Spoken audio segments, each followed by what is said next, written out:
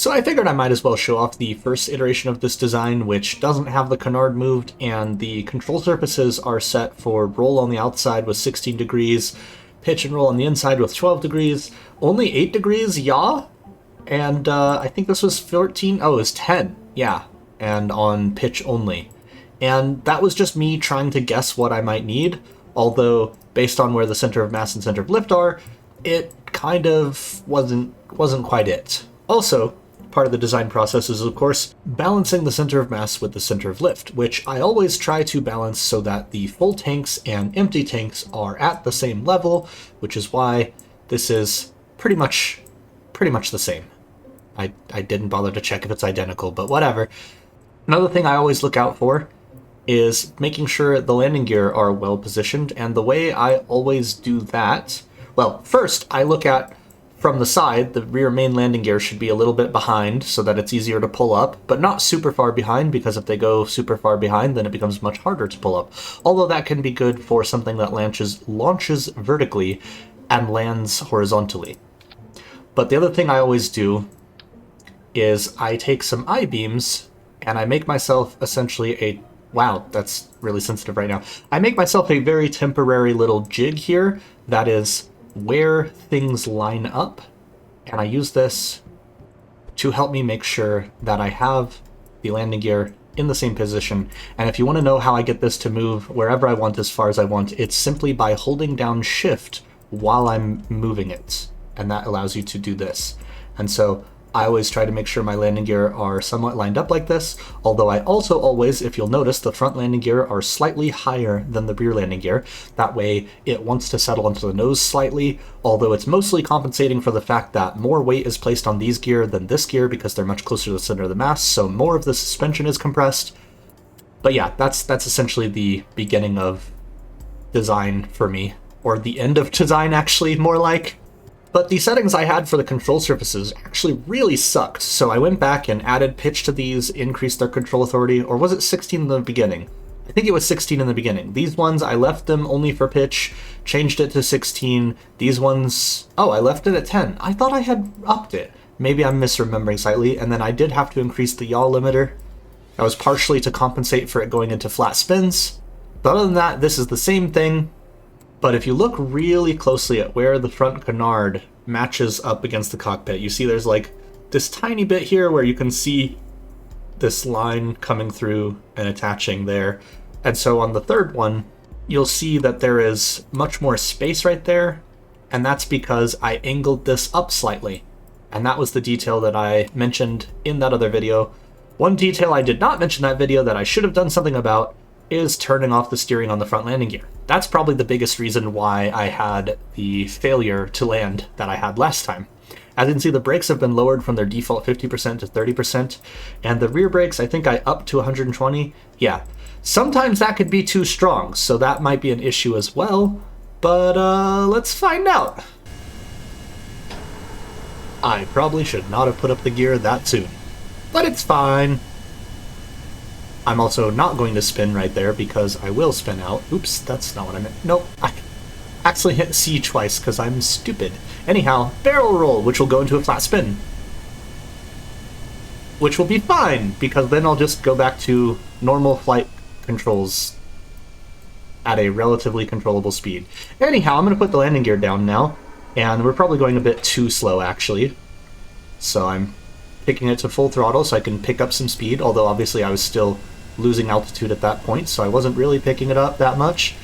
Anyhow, nope, that's definitely the wrong angle to come in at. Oh dear, I've overcorrected massively on roll. Oh, I've overcorrected again. Okay, so the roll controls are a little hard to get right while at low speed. I should have thought of that, but I didn't. So, you know, I'm a professional. This is a normal landing. Landing has never been easier. That was a wing hitting the ground. That was an everything hitting the ground. Do not question why we're taking off at an angle this time. Nothing happened. Okay, here we go. Coming in at a bit of an angle, which is not great. Let's see. Landing has never been harder. Oh, it does not like it at the end, though. Okay. So, same problem. So definitely some of that is the brakes being too strong. So I'm going to turn that down a little bit. It could also be the spring and damper not being good enough, so I'm going to turn the spring strength down a little bit, simply because this is a very small craft, and turn the damper all the way up. The biggest thing that would have an impact is not having such an extreme anhedral design. That means the slope of the wings. But, Ooh, wibbly. Yeah, the physics engine doesn't like this plane. I can tell that much. And now to slow down, do a barrel roll flat spin. I hate that that works consistently. I love that that works consistently. I hate that that works consistently. Okay, as you can see, I've lined up for the runway very extremely professionally and well, and I'm coming down at definitely a good speed to come down at. I should probably turn off the SAS. Oh, nope, that made it worse, actually. So yeah, the physics engine hates the design of this.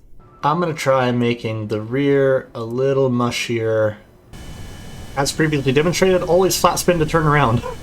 Holy shit! Oh, I should not be pulling up. We're going far too fast. Flat spin.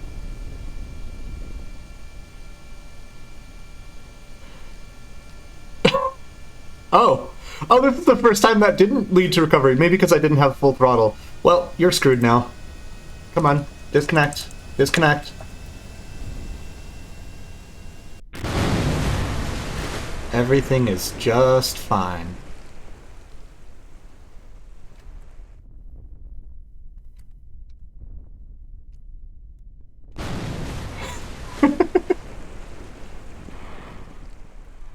Perhaps a better way to test this would be to just come in for a landing immediately after takeoff. Oh, that's too hard.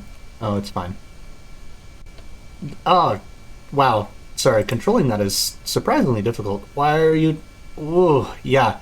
See, it really doesn't like slowing down. Whee! Wow. The wings flex so much. Alright, so I've auto-strutted the wings.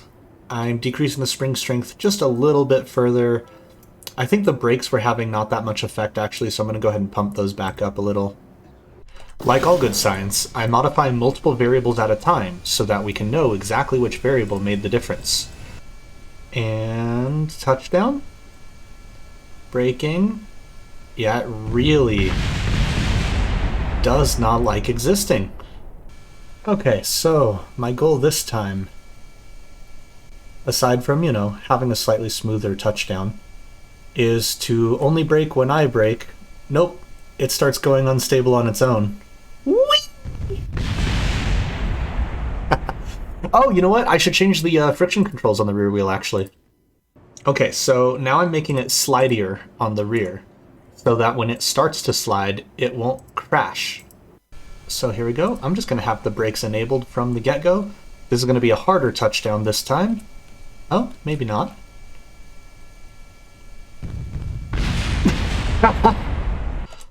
Also, for anyone wondering, it is very much a very bad idea to have the brakes enabled when you touch down, because when you touch down, it is the least stable point in that moment, and you're very, very likely to have things slightly off balance and much more likely to, as you just saw, spin out and go crazy. That was a much harder hit. If I had the brakes enabled while touching down then, it would have gone far worse. It's still going to go far worse because I'm going way too fast because I didn't start braking before it went off the runway, because I was just focused on saying what I was saying and waiting to see what would happen. Okay. In the air. Coming down fairly gently. Tiny bit of flare. And braking, spinning, dying. I really don't want to change the wings because that makes lining up the landing gear again more difficult, but that is the most reasonable thing to do right now. Another reasonable thing to do would be to make it longer or include a larger vertical stabilizer because it's very unstable on the yaw axis, or to give this more control authority. I'm actually going to go ahead and give that more control authority and use a strake to give it more yaw stability. And mostly hidden because I just want the aesthetic to stay similar. We're going to pretend it's advanced computer controls that are doing it rather than the additional part. I'm also going to move the landing gear back just a little bit, which will of course affect takeoff performance, but I'm also going to reduce the friction control on the front here. This is going too fast and I'm running out of runway. So I guess we're going further. Whoa! Wow! I did not expect to hitch down that hard from going into time warp. Sometimes that happens really badly, sometimes it happens really simply. Let's see if it still does the same thing with stalls. Stalls? Flat spins. I meant flat spins. That is... Actually, is that better or worse? Because it was less extreme, but also I didn't come out of it as quickly. Of course, I wasn't really trying to do any stall recovery there. I was just seeing what it would do. But that's the effect of having an additional vertical stabilizer, is that the flat spin wasn't as extreme because the flat spin was partially controlled, partially contained, however you want to put it, by the additional yaw stability from having another surface there. Of course, like I said, the surface is much larger than what is visibly there because I intentionally did that. It's kind of like how this one fuel tank is jammed mostly inside of an air intake. Which also, this whole design is a bit unrealistic. I mean, obviously it's a bit unrealistic in general, but like, it's especially unrealistic in that I have this acts as an intake, but I haven't put anything visibly as an intake on this, so this is just an intakeless engine right now, which is very amusing. I did not mean to touch down that hard, but here we are. Wow, check that out.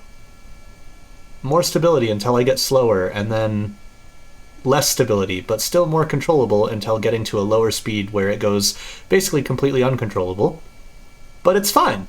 It's supposed to ice skate when it lands. It's supposed to do that. It's fine. Don't worry about it.